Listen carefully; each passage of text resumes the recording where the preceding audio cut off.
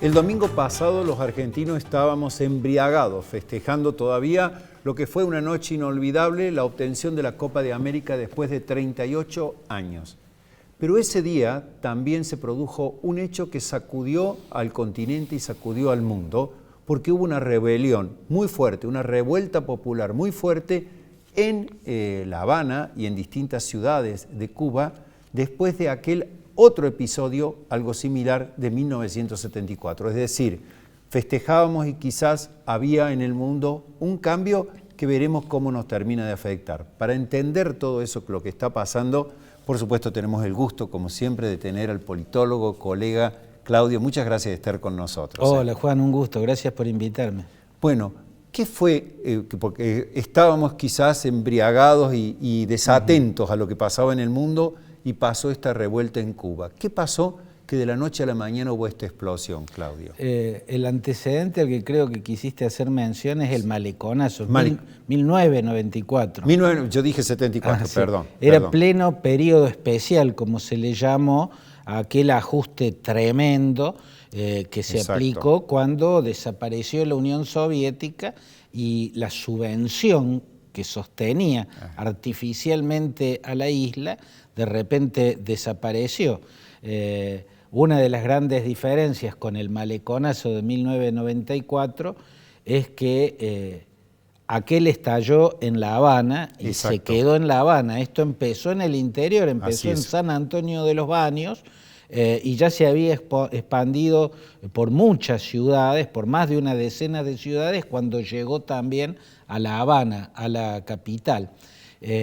Me da la impresión de que entre las diferencias, Juan, está el hecho de que esta vez las redes sociales tuvieron un rol preponderante. Que no existían en 1994 en la dimensión que tienen ahora en la vida cotidiana, digamos. Así es, aquel incluso tuvo más mérito. La gente empezó a imitar a la gente que veía salir y juntarse en la calle. Esta vez, a través de las redes sociales, que es el instrumento de interconexión horizontal que permite las manifestaciones autoconvocadas, que son el fenómeno de estas décadas, ¿no? O sea, manifestaciones que ya no están organizadas ni por líderes ni por organizaciones.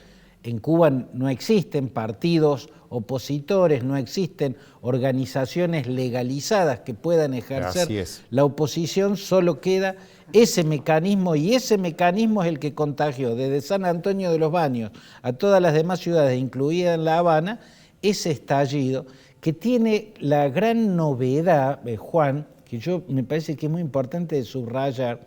Primero que tendríamos que decir que hay un cóctel en este estallido, ¿no es cierto? Sí. La cuestión económica, que también pesaba en el 94, pero ahora se agrega la cuestión sanitaria, la falta de alimentos, es decir, una situación dramática que a lo mejor no tenía tanta intensidad en el 94 y hoy sí pasa eso en Cuba, en ese cóctel, además con la pérdida del turismo por lo que ha sido el COVID-19. Claro, en ese cóctel lo novedoso, digamos, que existía en este tiempo fue que el crecimiento de una incipiente clase empresarial, entre o pequeña empresarial, ¿no? A partir de una apertura que hizo el régimen desde que quedó en manos de Raúl Castro y que luego pudo expandirse gracias a que Obama flexibilizó las relaciones. El embargo. En realidad yo lo llamaría emprendedores, ¿no? Porque claro. No sé si son todavía empresas.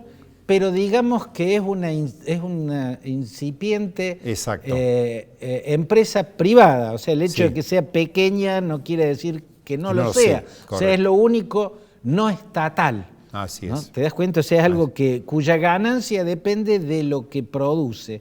Entonces, mucha gente había salido del Estado a partir de la flexibilización del embargo que hizo Obama, que fue simplemente señalar los agujeros que tenía el embargo para que por ahí pudiera implementarse alguna llegada mayor de dólares, que fue lo que posibilitó el crecimiento de esa clase emprendedora privada, muchos de los cuales dejaron cargos en el Estado, para crear un pequeño hotel, un mini hotel en su casa, un pequeño restaurante en su casa o algún otro tipo de emprendimiento por el estilo.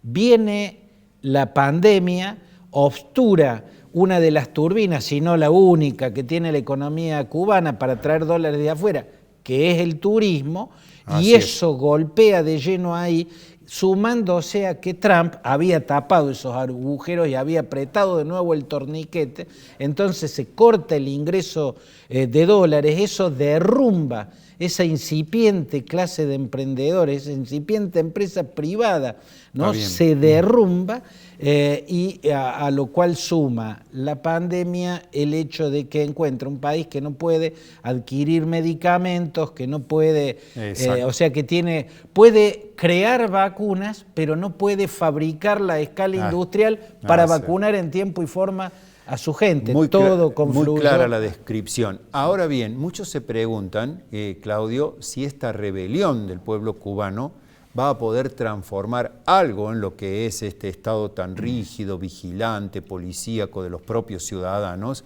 o si finalmente el castrismo va a volver a aplastar esta manifestación, como sucedió en el 94 con Fidel Castro en persona allí en La Habana. Bueno, la historia nos muestra que hay ocasiones, incluso en el escenario comunista, donde triunfa la rebelión y otros donde triunfa la represión. En Hungría, en 1956, cuando se levantó Budapest, la represión la aplastó y lo mismo pasó 12 años después en Praga, la capital de Checoslovaquia por entonces, cuando el pueblo salió a defender la apertura política y económica, conocida como la Primavera de Praga, del líder reformista Alexander Dubček.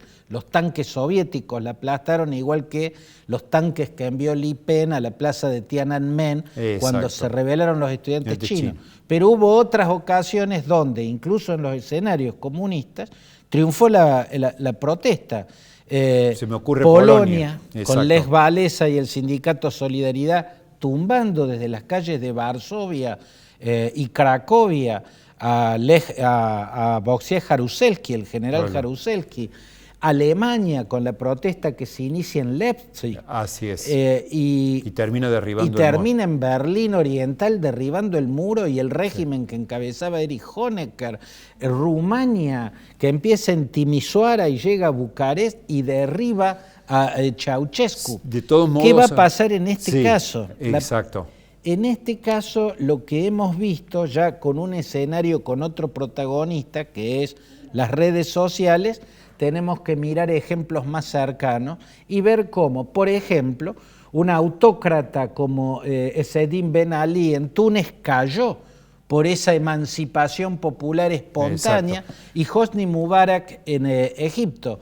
Pero en Arabia Saudita, cuando se produjo la represión posterior a la de Egipto, el régimen cortó a tiempo Internet y logró y acá sofocarla. Me parece que está pasando algo similar. Acá cortó Internet, logró de momento sofocarla. La pregunta es, Juan, si esto que hemos visto novedoso, que es la irrupción de una generación que ya no le tiene miedo y se anima a atravesar ese campo minado que es el dispositivo de todo totalitarismo, que son redes de delación difuminadas por la sociedad. Relación y de represión. Porque pero el primer punto de la represión, si algo caracteriza o diferencia el totalitarismo de la dictadura, es que la dictadura reprime en la calle, a cachiporrazos, a balazos.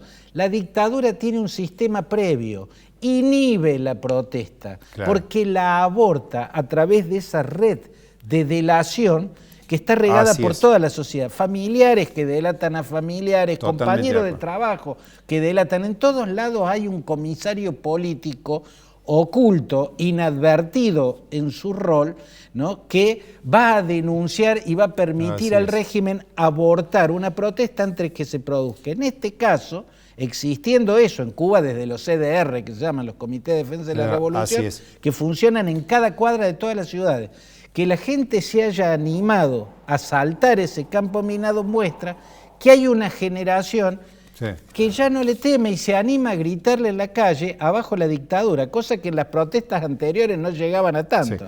Me quedan dos temas importantes, Claudio. Sobre ese tema, quiero recordar una película de Netflix, creo que se llama 4 días en La Habana, algo así, que muestra esta red de delaciones. Pero bueno, ya vamos a tratar de tener buena memoria para recordar esa película.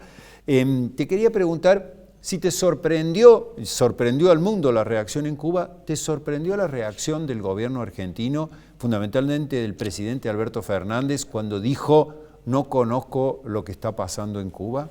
Bueno, podría haber sido una respuesta un poco más elaborada. A mí me llama la atención que se resistan tanto a usar la palabra dictadura cuando el propio régimen cubano debiera autodefinirse como tal, desde el propio dogma que sustenta, ¿no? Que establece la dictadura del proletariado. Sí. O sea, la dictadura del proletariado es el dogma que ellos practican, sin embargo, exigen a sus seguidores y al resto del mundo que los traten como si fuera un Estado de Derecho. Yo creo que está claro que un Estado de Derecho es aquel donde la ley está por encima del poder político y del poder económico, donde una persona, si es detenida, tiene derechos que no pierde, su familia tiene derecho que no pierde, que es saber dónde está, poder verlo, él tiene derecho a ver un abogado, si es juzgado y condenado, tiene derecho a apelar en instancias superiores. Si nada de eso existe, no hay Estado de Derecho. Entonces, pero el presidente argentino podía desconocer eso. Claro. No podía desconocerlo. Tampoco creo que sea lo que él piensa. Ah, ¿no? Del mismo modo que no es, por lo menos no es lo que pensaba, nunca había expresado esos pensamientos. Es decir, vos decís que hay un cambio de posición. Sí, hay un cambio de posición. No, yo creo que se ve... Alberto, con lo que decía cuando estaba digamos, en el llano político, ahora encarnando este gobierno de coalición. A mí me parece que sí, que claramente en muchos aspectos hay claramente una sobre posición todo en política exterior, que yo la veo muy forzada, en el campo de la política exterior la veo muy forzada. O sea, lo que planteó Felipe Solá y el propio Alberto Fernández respecto a la represión en Nicaragua y ahora a la represión en Cuba, yo no creo que sea parte de lo que ellos, por lo menos nunca habían expresado esas posiciones. Yo creo que es algo que le impone la fragilidad que tienen en la composición interna del poder, sí. ¿Cierto? Y la verdad también me cuesta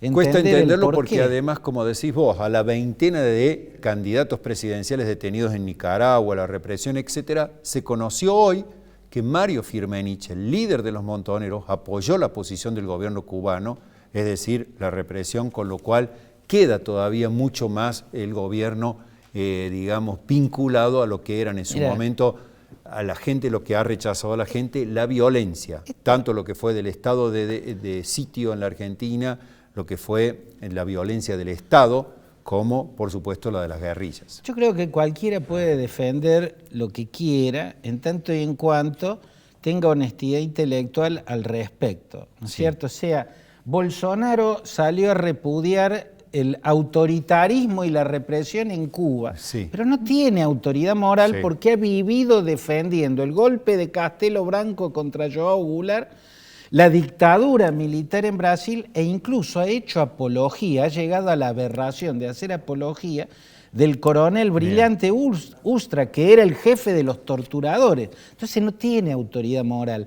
La izquierda española, Unidas Podemos, defiende que perdió la autoridad que tenía, la autoridad moral con la que calificaba de dictadura a la del franquismo, que fue una dictadura criminal y aberrante, y ellos con autoridad moral la denunciaban, pero perdió esa autoridad moral defendiendo ahora la represión en Cuba. En esto hay que ser claro y concreto. El que reprime, detiene ilegalmente, pone el poder por sobre las leyes, es un represor y viola derechos humanos. Exacto. Si yo quiero apoyarlo, lo apoyo. Lo que no puedo seguir haciendo es diciéndome defensor de los derechos humanos. Correcto. ¿Te das cuenta? Bien, Claudio. Muy claro, como siempre.